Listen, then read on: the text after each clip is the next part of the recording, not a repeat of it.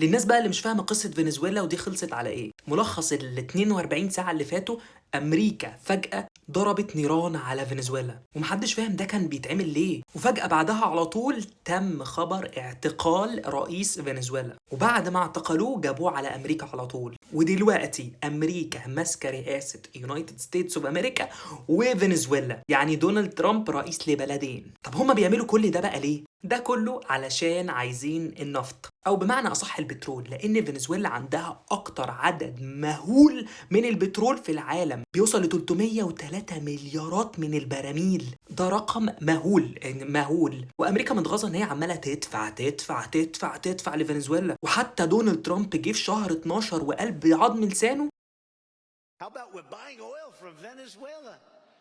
When I left, Venezuela was ready to collapse. We would have taken it over. We would have gotten all that oil. It would have been right next door.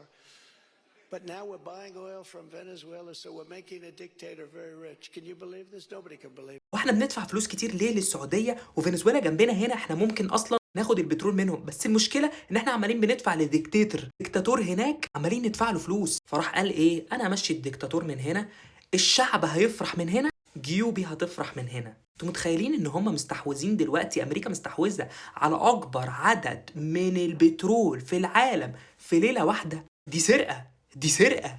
انا مش متخيل ولا مصدق ازاي البلاد كلها بتتفرج على اللي بيحصل ده عادي خالص. عارفين المصيبه هنا ايه؟ ان شعب فنزويلا فرحان بحاجه زي كده، بيقول خلاص احنا مشينا الدكتاتور اللي كان عندنا، بس في نفس الوقت انتوا مش عارفين ان البلد دي هتروح في داهيه سودا، امريكا هتشلفطكم.